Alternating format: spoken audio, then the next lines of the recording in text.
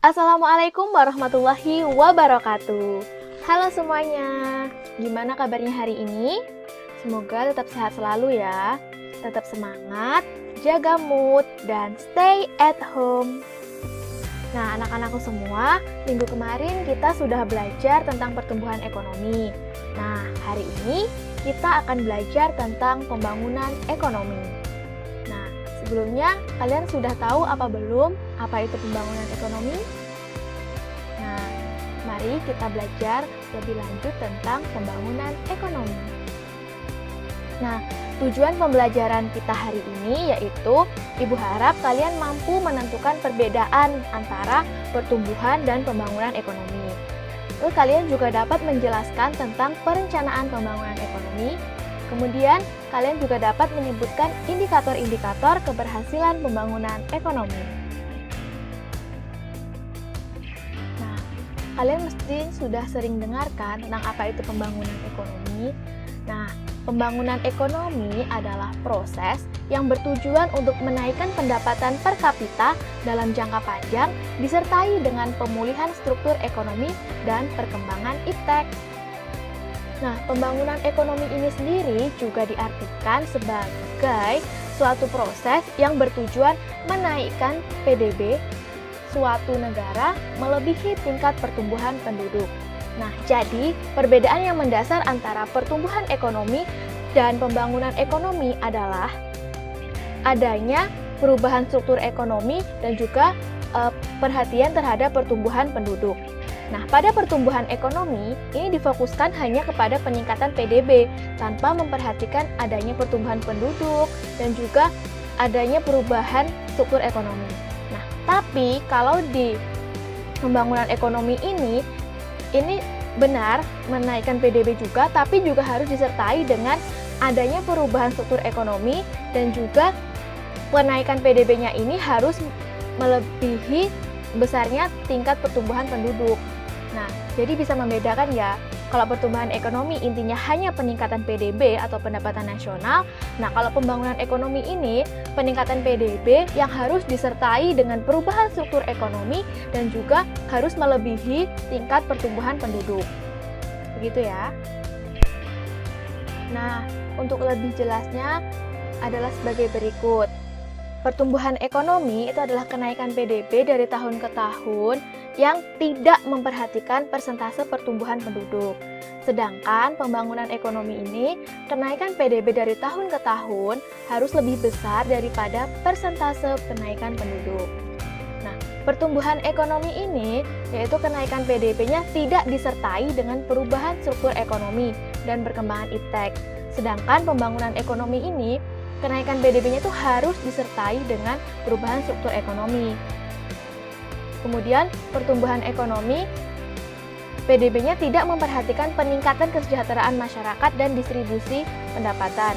Nah, sedangkan kalau pembangunan ekonomi ini harus disertai dengan peningkatan kesejahteraan masyarakat dan pemerataan distribusi pendapatan. Kemudian, pertumbuhan ekonomi ini hanya menekankan pada peningkatan pendapatan per kapita. Nah, sedangkan kalau pembangunan ekonomi ini menekankan pada peningkatan kemakmuran. Gitu ya. Jadi bisa dilihat bedanya antara pertumbuhan dan pembangunan ekonomi. Nah, pembangunan ekonomi ini juga harus direncanakan. Maka muncullah istilah perencanaan pembangunan ekonomi. Nah, perencanaan pembangunan ekonomi ini adalah upaya pemerintah dalam mengkoordinasikan kebijakan untuk mencapai tujuan perekonomian nasional, seperti pengurangan kemiskinan atau percepatan pertumbuhan ekonomi. Nah, di sini ada program-program perencanaan pembangunan ekonomi. Yang pertama yaitu program pengentasan kemiskinan. Yang kedua, riset dan pengembangan pertanian. Yang ketiga ada program perencanaan keluarga. Yang keempat, kebijakan ketenagakerjaan. Kelima, meningkatkan kemajuan teknologi lokal. Keenam, analisis proyek investasi. Dan yang terakhir adalah pengembangan kewirausahaan. Nah, ciri-ciri dari perencanaan pembangunan ekonomi itu sendiri antara lain yaitu adanya usaha untuk mencapai perkembangan sosial ekonomi yang positif. Nah, hal ini misalnya pertumbuhan PDB yang terus meningkat. Kemudian, adanya usaha untuk meningkatkan pendapatan per kapita. Kemudian, juga adanya usaha untuk mengadakan perubahan struktur ekonomi atau diversifikasi ekonomi. Nah, perubahan struktur ekonomi ini maksudnya, misalnya dari struktur ekonomi agraris menjadi struktur ekonomi industri, seperti itu. Intinya, masyarakat di negara tersebut bisa menjadi lebih baik. Kemudian juga adanya usaha untuk memperluas kesempatan kerja, misalnya dengan membuka lowongan-lowongan pekerjaan untuk masyarakat dan juga menggalakkan program kewirausahaan. Nah, kemudian adanya usaha untuk pemerataan pembangunan. Jadi, pembangunan ini tidak hanya difokuskan pada daerah-daerah perkotaan, maka pembangunan ini harus diratakan hingga ke daerah-daerah terpencil, khususnya di daerah luar Jawa. Kemudian juga adanya usaha untuk pembinaan lembaga ekonomi masyarakat untuk menunjang pembangunan. Nah, ini misalnya adanya pembinaan-pembinaan untuk UMKM, koperasi, dan lain sebagainya. Kemudian juga adanya usaha untuk menjaga stabilitas ekonomi. Nah, ini penting untuk menjaga agar negara tersebut tidak mengalami krisis ekonomi.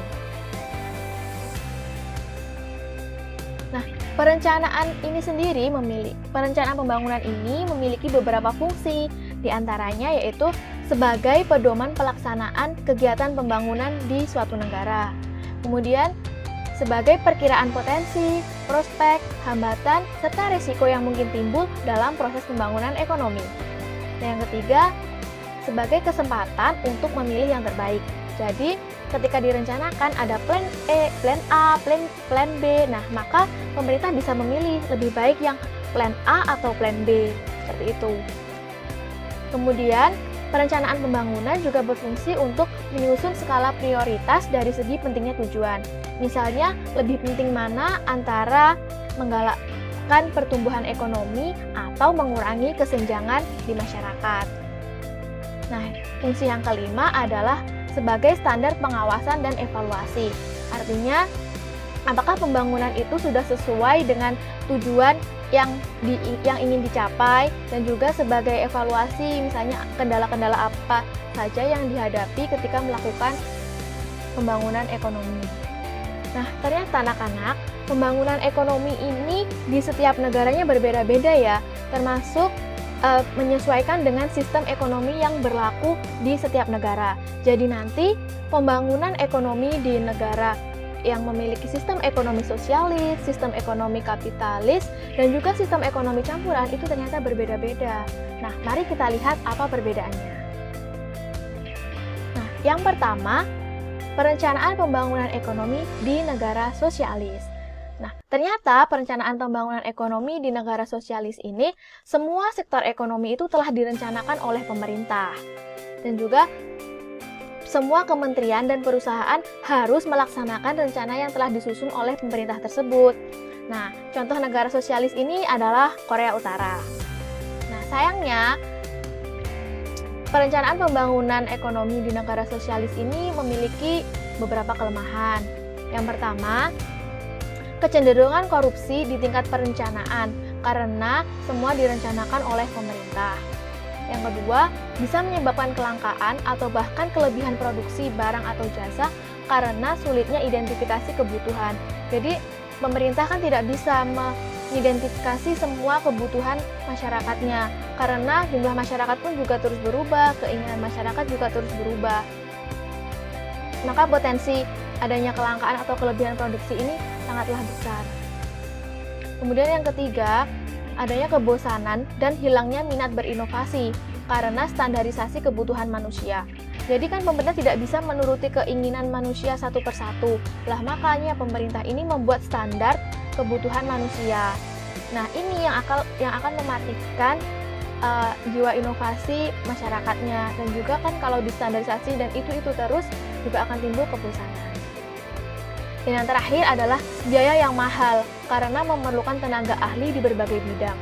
Jadi untuk merencanakan pembangunan ekonomi ini memerlukan ahli-ahli di bidang tertentu, dan karena semua direncanakan oleh pemerintah, maka pemerintah harus menyediakan atau menggunakan jasa-jasa ahli untuk merencanakan pembangunan ini.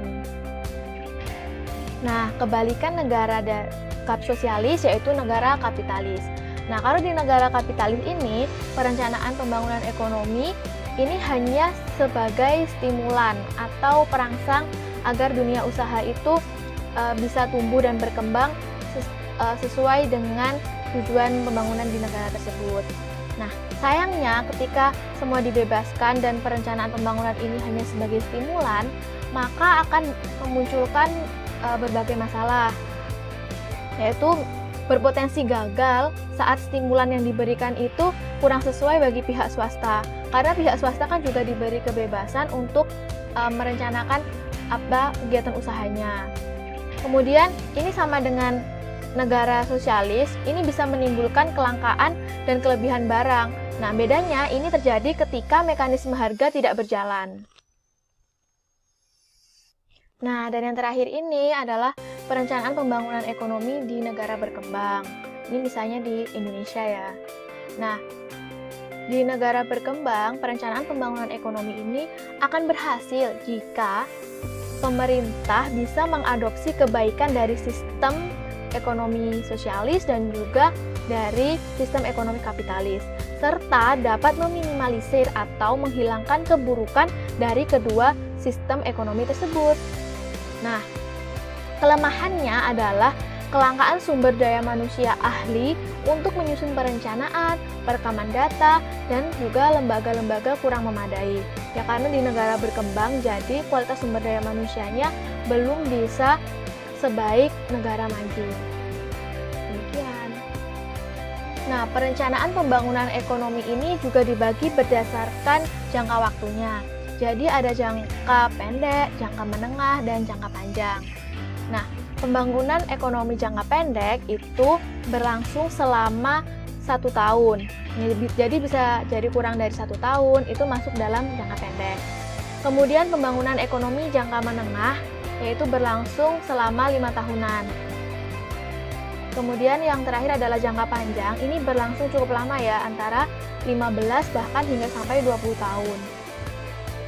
Nah, ini tugas kalian, coba identifikasikan perencanaan pembangunan ekonomi di Indonesia berdasarkan jangka pendek, jangka menengah, dan jangka panjang. Nah, untuk mengetahui pembangunan ekonomi di suatu negara itu berhasil atau tidak, maka ada indikator-indikator yang harus terpenuhi. Nah, dahulu indikator yang digunakan untuk mengukur keberhasilan ekonomi di suatu negara itu adalah PDB. Nah, berubahnya PDB secara terus-menerus dalam jangka waktu yang lama. Artinya, ketika suatu negara tersebut PDB-nya terus naik dari tahun ke tahun, maka itu sudah dikategorikan berhasil. Nah, tetapi karena negara-negara hanya fokus untuk menaikkan PDB saja, maka indikator PDB ini sudah tidak digunakan lagi. Nah, saat ini indikator yang digunakan untuk mengukur keberhasilan ekonomi adalah pendapatan per kapita. Nah, pendapatan per kapita ini lebih tepat dijadikan indikator pembangunan ekonomi karena memiliki keunggulan, yaitu pertama mudah untuk dihitung. Ya, rumus menghitungnya adalah PDB tadi dibagi dengan jumlah penduduk. Nah, yang kedua, pendapatan per kapita ini juga cukup mewakili peningkatan kesejahteraan rakyat. Jadi, kalau PDB itu kan hanya mengukur kenaikan pendapatan nasional setiap tahunnya tanpa memperhatikan jumlah penduduknya kan. Nah, kalau menggunakan pendapatan per kapita ini bisa mengukur peningkatan penghasilan masing-masing kepala keluarga gitu. Jadi juga memperhatikan jumlah penduduk yang ada di suatu negara. Jadi antara si kaya dan si miskin ini bisa lebih terwakili pengukuran pendapatannya seperti itu. Nah, cukup sekian materi hari ini. Silahkan dipelajari juga buku paketnya. Jangan lupa tugasnya juga dikerjakan ya. Kalau ada yang ingin ditanyakan, silahkan bisa ditanyakan langsung melalui chatroom di Google Classroom atau bisa melalui WhatsApp group yang kita miliki ya. Semangat belajar! Wassalamualaikum warahmatullahi wabarakatuh.